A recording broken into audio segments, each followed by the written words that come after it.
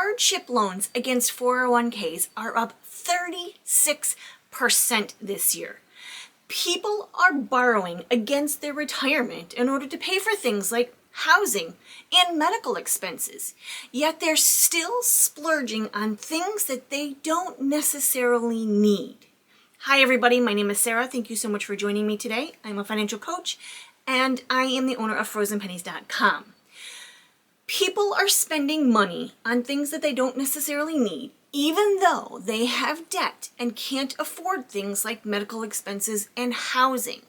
So I'm going to share with you 15 of these splurges that people are making when they don't necessarily need to. Let's start with technology. You don't necessarily need the latest and greatest gadget. Now, I'm not telling you, I have to preface this, I'm not telling you not to buy or spend in any of these 15 areas. What I am saying is if you're carrying a balance on your credit cards, you have debt, you have bigger goals like retirement or paying off your house, you don't necessarily have to splurge on these particular things. I'm wearing an Apple Watch. I like technology, but I never put it on a credit card. I always save up for it, and we don't have any debt. From phones to earbuds to iWatches to gaming, we all feel the need to keep up with the latest and greatest technology. Many times, the technology masters and makers create these things so they die in 3 years. So you have to upgrade your iPhone because there's no room left to update it. The computers are dying at a very quick pace just so you can get a new computer. Consider these things when you're making purchases. Consider making a purchase for the long haul.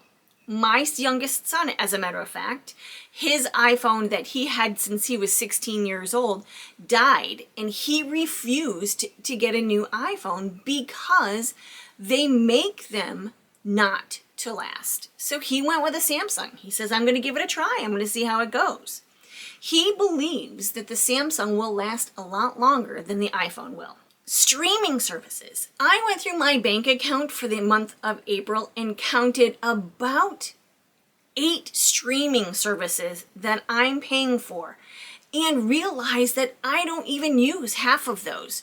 So last week when I was going through that bank statement, I made some adjustments. I ditched about 3 or 4 of those. One of them was Netflix and the other was Amazon Music. I didn't even know I was paying $10 for Amazon Music. Why am I paying for Amazon Music when I'm paying for Spotify, which gives me books and music at the same time? Let's talk about designer clothing, shoes, and accessories. They're attracting these people who want to look their best by wearing a label. These are splurges. A Kate Spade, Coach, Michael Kors purse. They're all splurges. You can get the same functionality from a $25 purse from Target or Kohl's or JCPenney than you can from a Michael Kors. They all have the same functionality. Is it wise to want to create a fashion statement at the expense of your debt or the expense of your financial goals down the road? Now, I know there are people out there who are saying, yes, but I got my Coach purse at a thrift shop for $4. That's not what I'm talking about here. You guys are on the right track and you're doing great. I'm talking about the people who buy those purses or those designer shoes at full price. Even the outlet price. We have a Michael Kors outlet here. You're still looking at $350 for an outlet purse. Eating out. Now, I can tell you, I'm a big fan of eating out, but I'm not a big fan of leaving the house. I know that sounds super silly, but I am truly a homebody. I love my home. However, when I do leave to run errands and stuff, we tend to eat out because it's a splurge. And we are financially aware that it's a splurge, and we don't do it that often. Not only am I talking about the eating out to the restaurant, whether it be a privately owned restaurant, a chain restaurant, but I'm also talking about the drive-thrus. It's super easy to drive through someplace and grab lunch. We love Panera. but I just went through the drive-thru to bring home 2 macaroni and cheeses and 2 sandwiches, no drinks, and the chips to go with it, and it cost me $49. That's kind of a lot of money for a drive-thru fast food dinner trip. If you're going to make the splurge, try to be frugal about it and try to limit those splurges to what you can afford.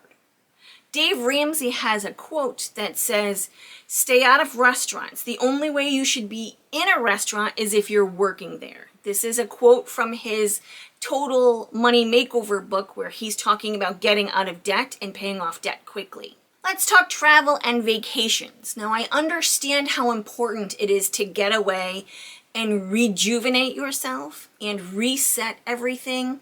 However, I'm not talking about going on a tropical all-inclusive vacation where you get 12 meals a day and people bring you drinks on the beach. Those are splurges. Those are vacations that should happen every once in a while as long as you have the money for them. We are frugal people living a frugal lifestyle. Those of you who are watching these videos can relate to that. And those of you who are coming here for guidance and learning those little golden nuggets can learn that these types of splurges are for you when you're debt-free. If you're carrying those credit card balances, this is not the time for an all-inclusive trip to St. Lucia. I'm even talking about those hotel rooms that are $500 a night. I was just doing a research because I'm headed to Texas for a conference in the fall, and I was looking at Waco and Chip and Joanna Gaines's Silos and Magnolia Bakery, and they now have a hotel that's $500 a night.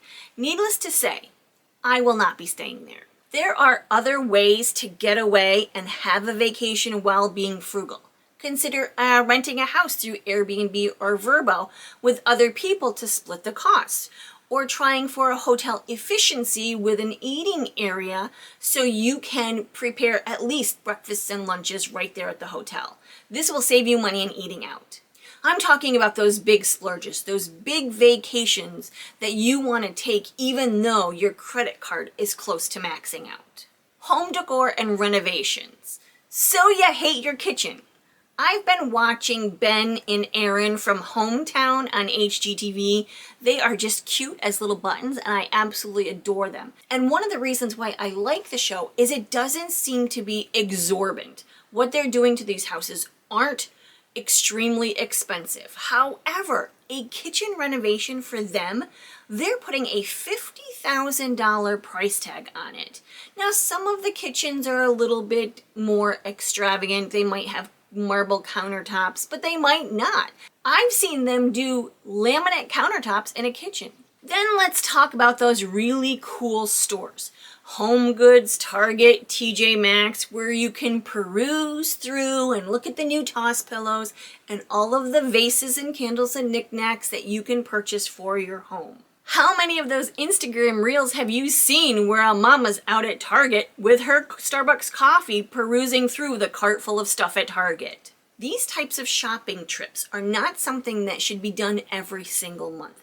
These are splurges. When you've budgeted the money, you have the money, you want to go spend some money fixing up your living room a little bit. Okay, coffee. Guilty. I love coffee. If you don't know this about me, let me share. I love coffee, and I really do love a grande soy latte coffee from Starbucks. It's my favorite. Thankfully, the nearest Starbucks is like 20 minutes away. So for me, it's a splurge. When I go once every 2 weeks out to do my errands and pick up groceries, I tend to grab a Starbucks coffee. But I'm not going every single day on my way to work. That's $7 for a coffee that you could be putting toward your debt payoff. Going out for coffee is something that we do with our girlfriends. It's definitely cheaper than breakfast, lunch, or dinner, but it's a special treat that we're doing with the ones that we love. If you're doing it every day, it might be time to stop the splurge. Beauty products and treatments. We love to treat ourselves. It's our form of self-care. We love going out and getting our manis, pedis, facials, and massages. I understand that. There are reasons that Ulta and Sephora are now in just about every single major department store across the country. Women love their beauty products. And we love our high-end beauty products. There's another reason why Target will partner with designers and beauty product people, companies, to bring a lower-end product into their stores. Because when we see that designer name on a face cream, we're all over it. We are getting a deal, because if we go into Ulta or Sephora and grab that upscale product as opposed to the one designed for Target, we're going to spend more money. And if they pull out the "this serum will make you look younger" card, forget about it. It's definitely a splurge, and they're preying on our weaknesses and our insecurities to get us to buy these things even though we can't afford them. Alcohol and nightlife. I have friends who go out every Friday after work for happy hour for a couple of drinks and some snacks. That's a splurge. That's an expense that you don't necessarily need if you are trying to save money. Going out on Saturday night when you know there's a good band. You can't go listen to music unless you buy the drinks. And not to mention that glass of wine or two or more that you are having every evening to wind down because you feel like you've earned that glass of wine. We have normalized this as an everyday occurrence instead of using it as the splurges that it was intended to be. And subscription meal kits. The marketing on these things are brilliant. They're marketed to say that it's cheaper than going to the grocery store. You get the delivery from just the amount of ingredients that you need for this recipe. Now, I'm here to tell you, I tried a lot of these subscription meal kits. If they say that they're 30 minutes or less, they're lying. And it's expensive. It's much, much more expensive. For 1 week, it's $100 and you get 3 meals for 2 people. Nope, totally not worth it. 100% splurge. I can tell you, however, there are a couple of recipes that I did try that we really liked and I now make in our rotation. One of them is a meatball with hoisin sauce with honey glazed carrots and white rice. It was delicious, and there's no way that that meal costs me $40 like it did in that subscription box to buy it at the grocery store. We talked about technology for ourselves, for personal use. Now let's talk about the technology that we need for our homes. We do not need smart light bulbs. We are fully capable of getting up and walking over to the lamp and turning the lamp on. We don't need the latest and greatest TV or the smart speaker that when you speak, it'll add something to your grocery list or play a certain song. There's no reason for that when we have the technology right in our hand at all times. Smart thermostats are a really great way to save money on your heating bills or cooling bills, but it's definitely a splurge. Concerts and events. Now, I'm a huge fan of the Foo Fighters. I was a huge Nirvana fan, well, I still am. And now the Foo Fighters, Dave Grohl is one of my favorites. However, you're not going to catch me spending $700 to see them in Massachusetts this summer. I just can't do it. Maybe 100, not 7, because I'm gonna have to travel there, I'm gonna have to get a hotel, but still, $700. We all know the price of Super Bowl tickets are astronomical, but people are still paying that. Super Bowl stadiums are full every single year. I am going to a concert this summer. I'm going to see Hootie and the Blowfish at my local amphitheater. We're getting lawn seats, $75. Even that I was a little shocked at. The last time I got lawn seats at this place, I think they were $35. So that's a splurge for me. It's going to happen once this summer. I'm going with some girlfriends. It's going to be a good time. It's definitely a splurge. It's not something that happens all the time. Let's talk about kitchen knives, cookware, and all of the gadgets that you have in your kitchen. Making meals with expensive knives and pots and pans does not necessarily make the meal better. Although cooking with low-grade materials and using a dull knife isn't necessarily the safest for you, finding good quality kitchen utensils should not cost you a fortune. You don't necessarily need to have the best, most recent kitchen gadget out there. Air fryers have gotten to be huge. Now granted, I have an air fryer, but I have an Instant Pot and I just bought the attachment that goes on the top of the Instant Pot, and it was less than $100. I can't buy the appliances. I can't buy all the appliances. My kitchen is way too small. I just don't have the space for it. I've had knives that I have had since my wedding that we just sharpen over and over again. We have stainless steel pots and we have cast iron frying pans. Those are the only supplies that I need for my kitchen. Those cast iron pans are amazing, and we got them at garage sales. High-speed internet is a splurge. Unless you're using that internet for your business or your job at home, you do not necessarily need the highest speed internet. My son and daughter-in-law, they both work full-time. They're not home at all during the day. Evenings and weekends, they're at home watching TV. They got the lowest packaged internet that they could possibly find. It's $25 a month. They use it for streaming their TV, and that's about it. Yes, granted, sometimes there's a little glitch. Sometimes when I'm there, it's a little bit slow, but for them, it fits their purpose and there's no need for any more. Now let's talk about the unmentionables, your underclothes. Why are bras so expensive? I was looking online the other day, $50, $75, $100 for a bra.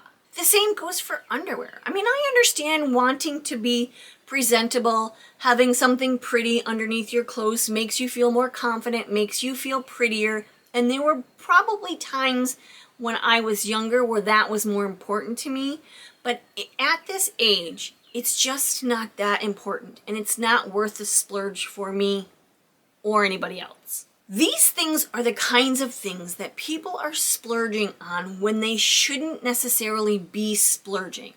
It's time to stop the splurge on a lot of these things unless you're ready for it, unless you've saved and you're in a comfortable position and you don't have the debt. If you're looking to get out of debt and save money and save for retirement or purchase a house, you're going to need to stop these splurges and focus with all intensity on the things that you want to accomplish.